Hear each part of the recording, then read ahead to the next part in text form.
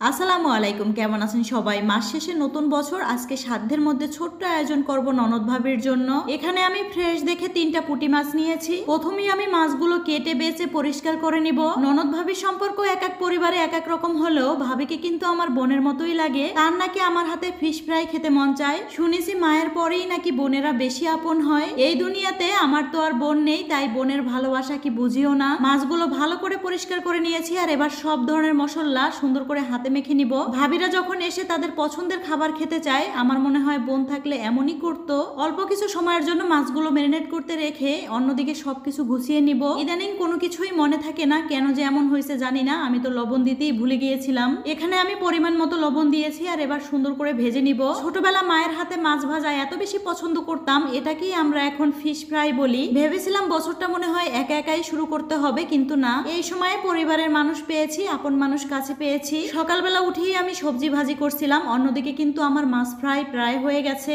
অল্প আছে, মাছগুলো মচমচা করে ভেজে নিতে হবে। পরিবারের সবাই মিলে এক টেবিলে বসে কতদিন যে খাবার খাই না। রান্না করতে একটু কষ্ট হলেও সত্যি কথা বলতে টেবিল গুছিয়ে নিতে আমার ভীষণ ভালো লাগে। হয়তো বড় লোকদের মতো টেবিল ভর্তি খাবার নাই, কিন্তু শান্তি আছে। ভাবি আসার সময় এইবার মাটির নিচের এই আলুগুলো নিয়ে আসছিল, আর এই আলুগুলো এত বেশি মজা খেতে। আমি তো ছোটবেলা অনেক খেয়েছি। এই আলুগুলোর নাম জানি না, কেউ জেনে থাকলে অবশ্যই জানাবেন। হয়তো আমি আপনাদের মতো এত সুন্দর করে রান্না করতে পারি না, তারপরও যতটুকু পারি এতটুকুই আপনাদের সাথে শেয়ার করার চেষ্টা করি। কিছু কিছু আপুরা দেখলাম আমার রান্নাও আপনারা অনেক বেশি পছন্দ করেন। মধ্যবিত্ত সংসারে এটাই আমাদের প্রতিদিনের লাইফ স্টাইল। বছর শেষে মেহমান যেহেতু আছে, একটু বেশি করে তো রান্না করতেই হবে। আজকে আর সকালবেলা নাস্তা বানাই নাই, যা যা রান্না করছিলাম এগুলো খেয়ে আবারও রান্না করতে আসছি। গ্রামের সহজ সরল মানুষগুলো সকালবেলা ঘুম থেকে উঠে রুটি পরোটা খেতে তেমন একটা পছন্দ করে না, তারা কিন্তু ভাত খেতেই বেশি পছন্দ করে। অনেকে হয়তো বলতে পারেন, আপু তুমিও তো গ্রামের মেয়ে, তবে এত বছর ধরে শহরে থেকে অনেক অভ্যাসই পরিবর্তন হয়েছে।